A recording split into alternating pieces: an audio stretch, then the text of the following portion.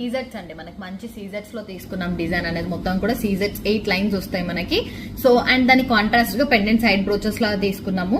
So double brooches వస్తుంది దీనికి, with ear rings వస్తాయండి. బ్రోచెస్ కూడా విత్ ఇయర్ రింగ్స్ వస్తాయి. చాలా బాగుంది విత్ ఇయర్ రింగ్స్. ఇవి స్టడ్స్ లాగా వచ్చింది, ఎందుకంటే చైన్ అంతా హెవీగా ఉన్నప్పుడు స్టడ్స్ పెట్టుకుంటేనే బాగుంటుంది మనకి. సో స్టడ్స్ చాలా బాగున్నాయి. మనకి బ్యాక్ సైడ్ పుష్ బ్యాక్ అనేది వస్తుంది స్టడ్స్ కి. సో ఇయర్ రింగ్స్ కూడా చాలా మంచిగా వచ్చాయి. అండ్ పెండెంట్ కాంబినేషన్ కూడా బాగుంది. మనకి గోల్డ్ పాలిష్ లో వైట్ మెటల్ లో వస్తుంది. సో అంతా కూడా సీజెట్స్ కాంబినేషన్ అండి, మొత్తం కూడా సీజెట్స్ తో వస్తుంది అంతా కూడా.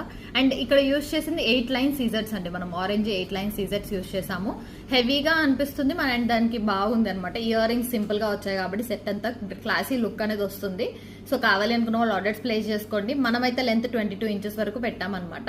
సో ఇయర్ రింగ్స్ కూడా ఇలా వస్తాయండి, చాలా మంచిగా వస్తాయి. ఇయర్ రింగ్స్ పుష్ బ్యాక్ తో వస్తుంది. సో ఇది వచ్చేసి 22 ఇంచెస్ వరకు చేసామండి. అడ్జస్టబుల్ లో వస్తుంది. కొంచెం మనం కిందికి పెట్టుకుంటే ఇంకా అడ్జస్ట్ చేసుకోవచ్చు. నేనైతే కొంచెం పైకే పెట్టి చూపించాను.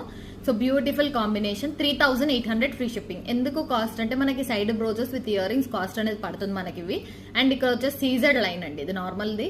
ఒక్కొక్క లైనే మనకు బయట 400 లైన్ వస్తుంది. సో అలా మనం 8 లైన్స్ యూజ్ చేసామన్నమాట.